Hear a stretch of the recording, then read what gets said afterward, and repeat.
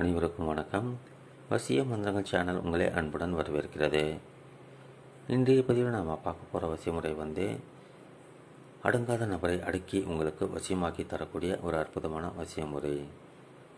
அடங்காத நபர் யாராக இருந்தாலும் சரி, எப்படிப்பட்ட மனநிலையில் இருந்தாலும் சரி, நல்லா பேசிக்கிட்டு இருந்தவங்க, பழகிட்டு இருந்தவங்க உங்களை விட்டு பிரிஞ்சு போயிட்டாங்க, உங்களை வெறுக்கிறாங்க, ஒதுக்குறாங்க, மரியாதை இல்லாமல் பேசுகிறாங்க அல்லது நடத்துகிறாங்கன்னு வைங்க, அவங்கள அடக்கி ஒடுக்கி உங்களுக்கு அடிமையாக்கி ஏற்கனவே உங்கள்கிட்ட எப்படி பேசி பழகிட்டு இருந்தாங்களோ அந்த மாதிரி பழக வச்சிரும், மாற்றி விட்டுரும் இந்த வசிய முறை.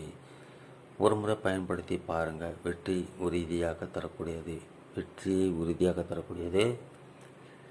இந்த சேனலை சப்ஸ்கிரைப் பண்ண மறக்காதீங்க. இந்த பதிவு பிடிச்சிருந்தால் லைக் பண்ணுங்கள், ஷேர் பண்ணுங்கள். பொதுவாக அடிக்கடி சண்டை சச்சரவுகள் வாழ்க்கையில் ஏற்படுவது சகஜம், ஒன்றாக சேருவதும் இயல்புதான். அதற்காக இந்த மாதிரியான வசியமுறைகள் பயன்படுத்த வேண்டிய அவசியம் கிடையாது. அளவுக்கு மீறினால் பிரியும் தருவாயில் நீங்கள் இருக்கிறீர்கள் அல்லது பிரிஞ்சு போகிற தருவாயில் அவங்க இருக்காங்கனாக்கா பயன்படுத்தலாம், ஒன்றும் பிரச்சனை கிடையாது.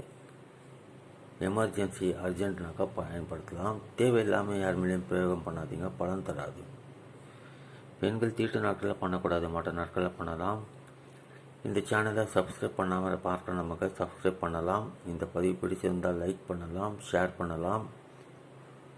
வரைஞ்சி காமிக்க போகிற இயந்திரத்தை கருப்பு கலர் பேனாவால் வரைஞ்ச முயற்சி பண்ணி பாருங்கள். அப்படி இல்லைனாக்கா உங்கள் கையில் என்ன கலர் பேனாக இருக்கோ பயன்படுத்துங்க. பேப்பர் மாத்திரம் ஒயிட் கலர் பெயிண்ட் பேப்பராக இருக்கணும், ஸ்க்ரீனில் பார்க்குற மாதிரி. யூஸ் பண்ண பேப்பர் தான் யூஸ் பண்ணாதீங்க.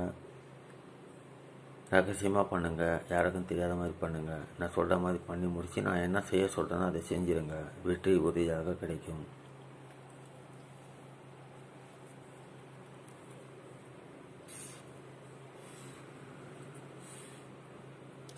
ஒரு நீளமான பாக்ஸ் போட்டுக்கோங்க.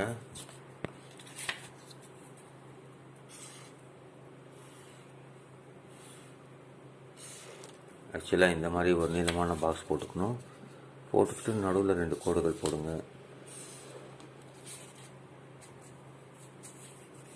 போட்டு முடிச்சப்பறம் 786 போடுங்க. இங்கே 5 7 3 4 9 மேலே இப்போ இந்த பக்கம் வாங்க. 5 7 3 4 9 5 7 3 4 9 5 7 3 4 9 இப்படி வரணும். 1 2 3 4. இது அவங்க எந்த திசையில் இருந்தாலும் சரி, உங்களை விட்டு பிரிந்து போனவங்க ரகசியமாக எந்த இடத்துல இருந்தாலும் சரி, அவங்களுடைய மனசை மாற்றி உங்கள்கிட்ட திரும்ப வந்து உங்கள் காலடியில் விழ வைக்கக்கூடிய ஒரு அற்புதமான வசிய முறை. உடனடி பலன் தரக்கூடிய வாய்ப்புகள் அதிகம். அவங்க வெளியூரில் இருக்காங்க, இல்லை எங்கே இருக்காங்கன்னு தெரியலனா கூட கவலையப்படாதீங்க, தைரியமாக பண்ணுங்கள்.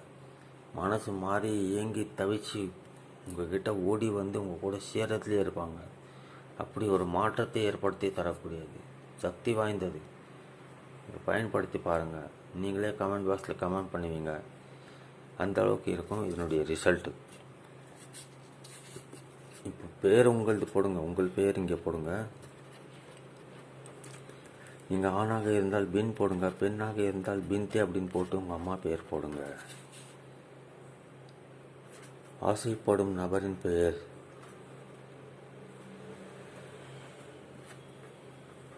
ஆசைப்படும் நபர்னாக்கா அது நீங்கள் லவ்வராக இருக்கலாம், கணவனாக இருக்கலாம், மனைவியாக இருக்கலாம், காதலனாக இருக்கலாம், காதலியாக இருக்கலாம்.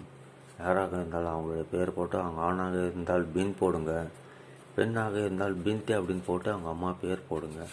ஒரு சிலருக்கு அம்மா பேர் தெரியாமலே பழகிருப்பாங்க, அவங்க ஹவ்வா அப்படின்னு போடுங்க. இந்த மாதிரி ஆங்கிலத்தில் ஹவ்வா இப்படி போடுங்க.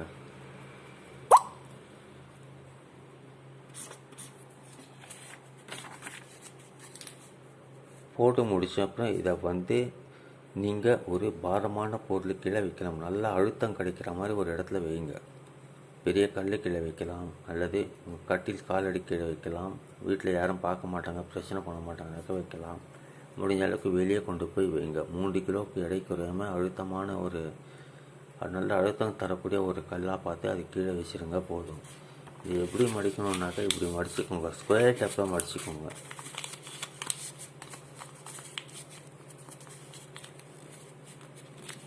இது இந்த அளவுக்கு மடித்தா போதும். ஸ்கொயர் டேப்பில் மடிச்சோன்னாக்கா டேப் போட்டு சுற்றுருங்க, நூலால் சுற்றுருங்க. மேலே வைக்கும்போது நல்லா அழுத்தம் கிடைக்கணும். இந்த மாதிரி வைங்க போதும். ஒரு முறை பண்ணாலே போதும், வெற்றியை உறுதியாக தரக்கூடியது. மீண்டும் மற்றொரு பதிவில் நம்ம சந்திக்கலாம். நன்றி, வணக்கம்.